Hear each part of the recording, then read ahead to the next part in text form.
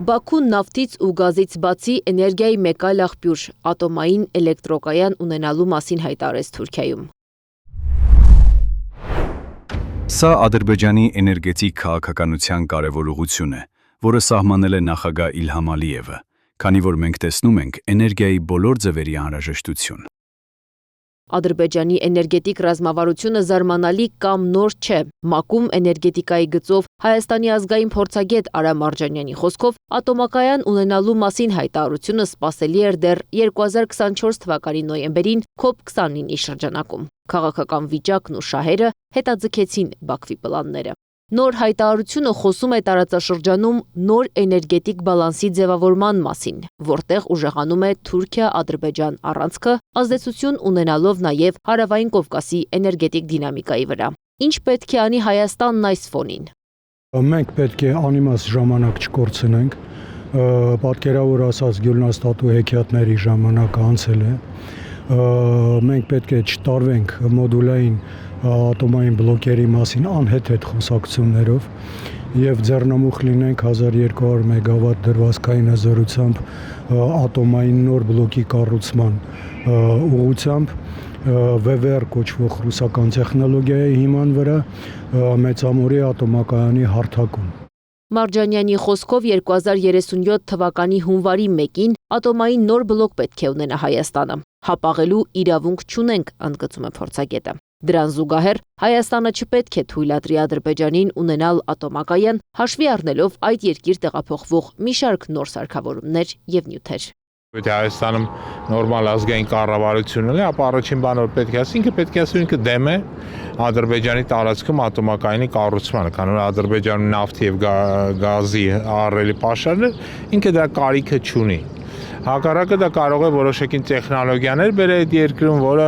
այդ տեխնոլոգիաները կարող օգտագործի նաև ի վնաս Հայաստանի։ Իսկ այս դեպքում Հայաստանի ձայնը շատ լսելի կլինի։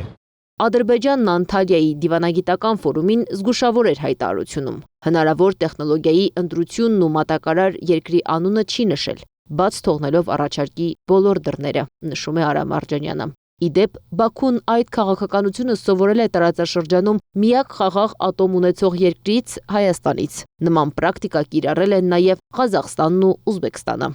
Կարծում եմ, որ Ադրբեջանը այստեղ դռները բաց կպահի թե ամերիկյան, թե ռուսական, թե այլ տեխնոլոգիաների ուղղությամբ, սակայն իրավացիեք ինժեներական, տնտեսական, տեխնոլոգիական եւ անվտանգային գործոնները Ադրբեջանի համար Ռոսատոմը դարձնում են թիվ 1 գործակից եւ ամենայն հավանականությամբ խոսքը կգնա Ռոսատոմի VVR կոչվող ռեակտորների ընտրության մասին։ Այս էներգետիկ ռազմավարության վրա ազդեցություն կունենա նաև Թուրքիայի ընտրած էներգետիկ ուղին, քանի որ Թուրքիայում ատոմակայանի կառուցումն իրականացնում է Ռուսաստանը եւ այն մեկնարկել է 2018 թվականին։ Շահբազովը կարծես հաստատել է իր ելույթում։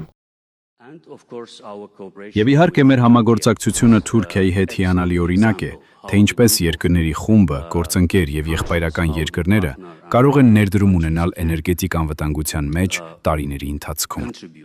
Հայաստանը, Ադրբեջանը, Վրաստանը էներգետիկ մրցակցության մեջ են։ Պայքարը կատաղի է, ընդգծում են փորձագետները։ Այս պահին Հայաստանը դեռ առաջատար է։ Միակ երկիրն է, որ ունի ունիկալ փորձառություն երկարատև կանգից հետո աշխատող բլոկի վերաթողարկման ուղղությամբ։ Ունի տարածաշրջանում մասնագիտացված դպրոց եւ գործող ուղեղներ։ Սակայն փորձագետների գնահատմամբ տարածաշրջանում ձևավորվող էներգետիկ մրցակցությունը գնալով դառնում է ոչ միայն տնտեսական, այլ նաև ռազմավարական գործոն։ Եվ եթե Հայաստանը չկարողանա արագացնել իր էներգետիկ կարողությունների արդիականացումը, ապա ներկայիս տեխնոլոգիական եւ մասնագիտական առավելությունը կարող է աստիճանաբար կորցնել իր քաղաքական եւ էներգետիկ կշիռը տարածաշրջանում։